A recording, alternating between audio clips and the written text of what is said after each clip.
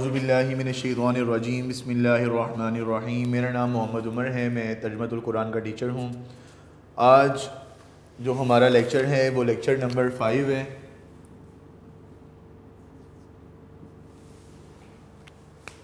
سورۃ التکویر آج ہم پڑھیں گے۔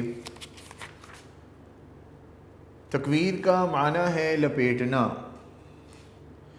اس سورت کی پہلی آیت میں جیسا کہ ہم وجہ تسمیہ کی طرف اگر آئیں تو اس کا جو تعارف ہے وجہ تسمیہ ہے، یا اس سورت کا یہ نام کیوں رکھا گیا، ان تمام سوالوں کا جواب یہی ہے۔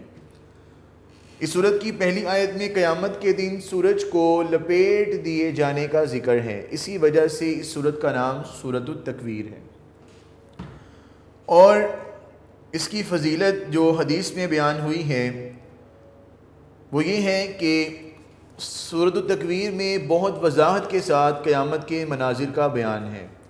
رسول اللہ صلی اللہ علیہ وآلہ وسلم نے فرمایا کہ جو شخص قیامت کو اپنی آنکھوں سے دیکھنا چاہے وہ سورۃ التکویر، سورۃ الانفطار اور سورۃ الانشقاق کو پڑھ لے تو وہ قیامت کو اپنی آنکھوں سے دیکھ لے گا، خواب میں اس کو قیامت کی ہولناکی اللہ تعالیٰ دکھا دیں گے۔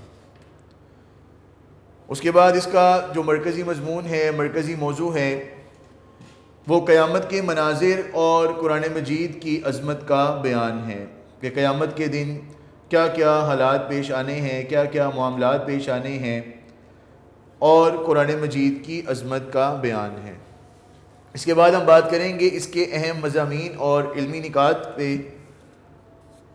سورۃ التکویر کے شروع میں قیامت کی ہولناکی بیان کی گئی ہے۔ قیامت کے دن ساری دنیا کا نظام درم برم ہو جائے گا۔ اس دن ہمارا ہر قول و عمل حاضر کر دیا جائے گا، یعنی انسان کا ہر قول اور عمل، انسان نے جو باتیں کی ہوں گی، جو کام کیے ہوں گے، وہ اللہ تعالیٰ اس کے سامنے لے آئیں گے کہ یہ تو ساری زندگی دنیا میں کر کے آیا ہے۔ اور اس کے بعد اس صورت میں اللہ تعالیٰ نے جاہلیت کے زمانے کی ایک وحشیانہ رسم کا ذکر کیا کہ وہ زندہ بچی جب پیدا ہوتی، بیٹی پیدا ہوتی، تو وہ اس بات کو اپنے لیے عار سمجھتے، اپنی بے عزتی سمجھتے، اور وہ اپنی اس بیٹی کو زندہ دفن کر دیتے۔ اور اللہ تعالیٰ نے اس کی مذمت کی ہے، اس بات کی کہ ان کو ایسا نہیں کرنا چاہیے، کہ یہ بہت بڑا جرم ہے۔ جاہلیت کے زمانے میں ایک وحشیانہ رسم یہ تھی کہ لوگ عورتوں کو منحوس سمجھتے تھے، اور بعض قبیلے ایسے تھے کہ اگر ان میں سے کسی کے یہاں بچی پیدا ہو جاتی تو وہ شرم کے مارے اس بچی کو زمین میں زندہ دفن کر دیتے تھے، اور قیامت کے دن یہی بچی اپنے والدین سے سوال کرے گی بِأَيِّ ذَنبٍ قُتِلَتْ، کہ مجھے کس گناہ کے بدلے میں قتل کیا گیا، مجھے کیوں یہ سزا دی گئی۔ اور اس صورت میں بتایا گیا ہے کہ لڑکیوں کا قتل بہت بڑا جرم ہے، جس کے بارے میں قیامت کے دن سوال کیا جائے گا۔ اس کے بعد رسول اللہ صلی اللہ علیہ وآلہ وسلم اور حضرت جبریل علیہ السلام کی ملاقات کا اس صورت میں ذکر ہے۔ اس صورت میں حضرت جبریل علیہ السلام اور حضرت محمد صلی اللہ علیہ وآلہ وسلم سے ان کی ملاقات کا بیان ہے۔ حضرت جبریل علیہ السلام کے بارے میں اللہ تعالیٰ نے اس صورت میں فرمایا کہ وہ امانت دار ہیں اور وہ بہت طاقتور ہیں اور وہ فرشتوں کے سردار ہیں۔ حضرت محمد صلی اللہ علیہ وآلہ وسلم نے غیب کی باتیں اپنی امت کو بتانے میں کوئی کسر نہیں چھوڑی، یعنی رسول اللہ صلی اللہ علیہ وآلہ وسلم کے پاس جو فرشتہ وحی لے کر آتا ہے وہ امانت دار ہے، وہ اپنے پاس سے اس میں کوئی چیز ایڈ نہیں کرتے، وہ اللہ تعالیٰ کا وہ حکم رسول اللہ کو لا کر بتاتے ہیں جو اللہ تعالیٰ انہیں دیتے ہیں، اور وہ اس میں کوئی بھی کمی یا زیادتی نہیں کرتے۔ اور پھر رسول اللہ صلی اللہ علیہ وآلہ وسلم ان باتوں کو آگے بیان کرنے میں بھی کوئی کسر نہیں چھوڑتے، یعنی اپنی طرف سے کوئی بات اس میں ایڈ نہیں کرتے، بلکہ وہی بات آگے ارشاد فرماتے ہیں۔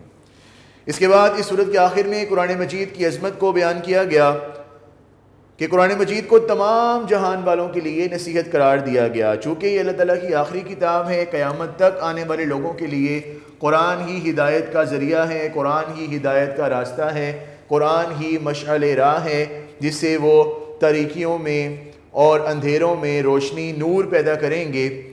اور قرآن مجید سے نصیحت ان لوگوں کو ملے گی جو سیدھے رستے پر چلنے کا ارادہ رکھتے ہوں، اور ہدایت تو اللہ تعالیٰ کی توفیق سے ہی ملتی ہے۔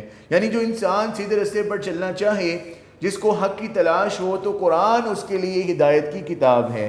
جیسا کہ اللہ تعالیٰ نے سورۃ البقرہ کے آغاز میں ارشاد فرمایا کہ ذالک الکتاب لا ریب فیہ، یہ وہ کتاب ہے جس میں کوئی شک نہیں ہے، ھدی للمتقین، اور یہ اس میں ہدایت ہے متقین کے لیے، یعنی جو پرہیزگار ہیں، جن کو اللہ کا ڈر اور خوف ہے، جن کو حق کی تلاش ہے، ان کے لیے اس میں ہدایت ہے۔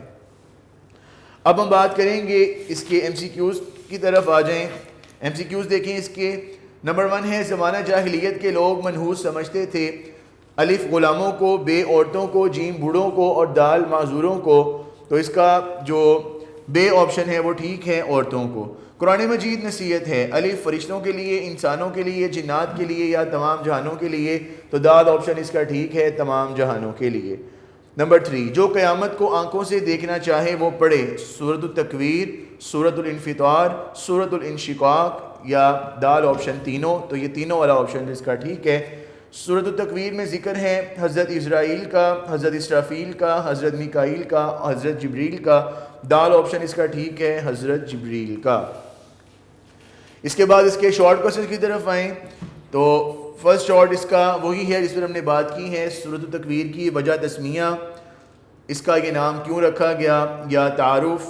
سیکنڈ اس کا جو شارٹ کوسچن ہے وہ مرکزی مضمون ہے، جسے مرکزی موضوع بھی آپ کہہ سکتے ہیں، جسے خلاصہ بھی کہہ سکتے ہیں۔ اور تھرڈ اس کا جو شارٹ کوسچن ہے کہ قیامت کے دن کس گناہ کے بارے میں سوال کا ذکر آیا ہے، تو اس صورت میں بتایا گیا ہے کہ لڑکیوں کا قتل بہت بڑا جرم ہے جس کے بارے میں قیامت کے دن سوال کیا جائے گا۔ اس کے بعد اس کے لانگ کوسچن کی طرف آئیں تو لانگ کوسچن اس کے 2 ہیں۔ سورۃ التکویر کی فضیلت مرکزی موضوع، اس میں تعارف بھی ایڈ ہوگا، تعارف، فضیلت اور مرکزی موضوع۔ سیکنڈ لانگ اس کا سورۃ التکویر کے مضامین اور اہم علمی نکات۔ تو یہ جو ہمارا لیکچر ہے، لیکچر نمبر 5، یہ ہمارا کمپلیٹ ہو گیا ہے۔